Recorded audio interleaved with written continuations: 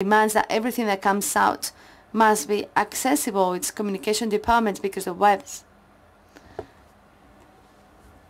websites are no longer just exclusive, the exclusive property of the technology departments, but also the communication department.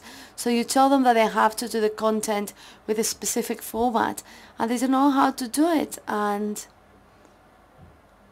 even though it all seems right, etc., in very few months, you see that things are not working very well, and so this is not sustainable, and this is very important. It's also true that we need to say those that do the technical work, we need to give them certain standards on how to do things. Of the efforts, some of the efforts that we try to make here at the ONCE Foundation in the field of accessibility is we make the effort to go to universities and talk to them when they are writing the curricula for their universities about how to do it. We tell them about the fact that they have to receive the training now. It's easier to receive the training whilst at university than having to receive the training when you're in a company in the labor market, when it's a little bit more difficult. Hi, my name is Caroline from Core Factory. I wanted to make a comment regarding the mobiles that you were saying, the fact that the government should not buy a telephone that is not accessible. And of course design for all is very important, but what we see from Code Factory when we work with companies such as Nokia, Microsoft, BlackBerry, Siemens, etc., is that the ideal for a phone, for a mobile phone to be accessible would be if accessibility is taken into account from the beginning, so that all the processes take this into account, so that the accessibility is thought of from the beginning and not afterwards, when it's more difficult, when the phone is already created and we have to make changes. Of course, however, for a company that sells 50 million mobile phones in a year, if putting accessibility means that there will be a 2-month delay or a 3-month delay or more before the mobile reaches the market, here we have the problem of the cost benefit for these multinational companies, and that's why the legislation is extremely important. That's why, for instance, Obama signed a law in October last year to say that in 3 years all smartphones should be accessible for the blind and the deaf, at least with regards to accessing the internet. And we think that that will make the mobile manufacturers really start working on this and make them accessible. But you have to remember that from a technical point of view, this is a real challenge for the manufacturers. It's complicated. It's not just that they do not want to do it, it is quite complicated for them. I would like to say something to this. And David, I totally agree with what you say. But it's also true that the manufacturers are not accepting the spirit of design for all. Right now, the ISO is trying to take into account a series of standards that will define interfaces for accessibility, because how do we manage to have a mobile that's accessible? Well, this is increasingly the case, because for that we need assistive products. And I think this is the key. Of course, then we have the characteristics of the screen, the keypad, etc. But I think that companies, and I think the problems you have to, I think I know the problems you have to face, because I have attended some of the workshops that have been organized in this field, and I know that manufacturers change their applications, their APIs, without giving any notice at all. It is impossible to develop a screen reader without working very close with the manufacturer, or when there is an interface of services that has been very well defined. The only way to do this is with standards and with consensus. And of course, all the standards, especially those of the international organizations, are only obtained through consensus with the manufacturers. And laws such as the one that you've mentioned are fundamental, because if the federal government in the US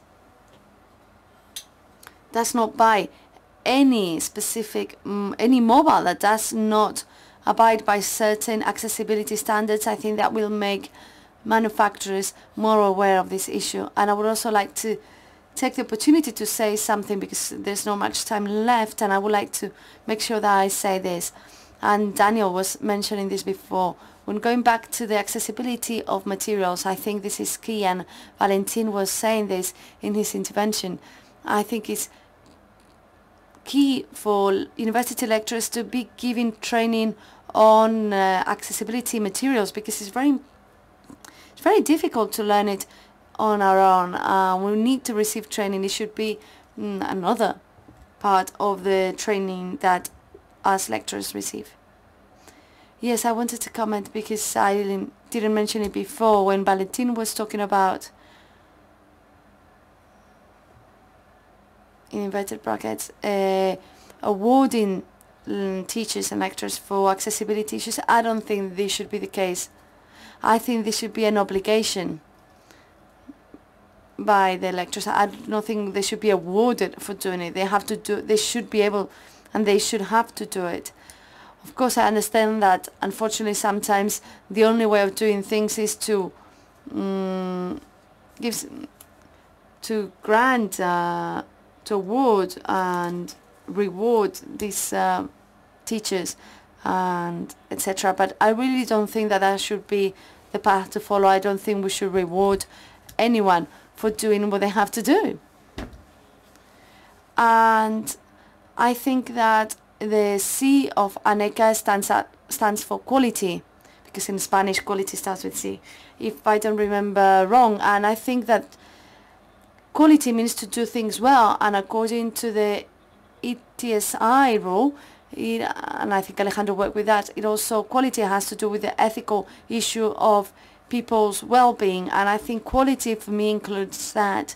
I don't think we should focus on whether the administrative processes are complied and go into a whole set of bureaucracy and red tape that tries to hide what is really important. And one more thing that I would like to say is that I agree with what Alejandro was saying, and also Caroline. The issue is that in Spain laws are not complied with, and rather than having a great law such as the one that Obama mentioned in the Obama stated in the US, I think maybe we should just abide by the laws that we currently have. You know, as long as we abide by them, that's the first step. Then of course we can improve them, but let's start by abiding by our own law regarding the non-discrimination of people with disabilities. There's a few laws on that issue, and let's abide by them. Regarding what David said, I do not agree as much in the fact that the companies find it too hard. Of course, it's more difficult, but what is more difficult about each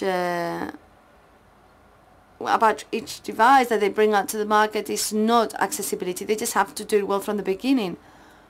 And I think that if they manage to get out a product that is very good, that is very profitable and advantageous, then the competition will start imitating. And of course, I think the companies have to abide by a legislation that forces them to be able to comply certain requirements. For instance, a mobile phone should not kill the user, should not kill the user by mistake. That is an obvious requirement. Maybe accessibility should also be a requirement. It should be a requirement that they have to abide by because it's important for the society.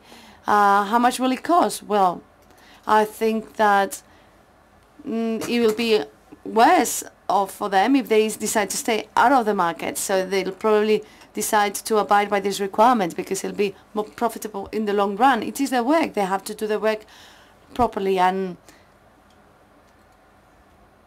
where, for instance, I remember the products of Dreamweaver, which did not abide by the accessibility criteria, and in the US they forced the manufacturers to make sure that it was accessible, so they had to change.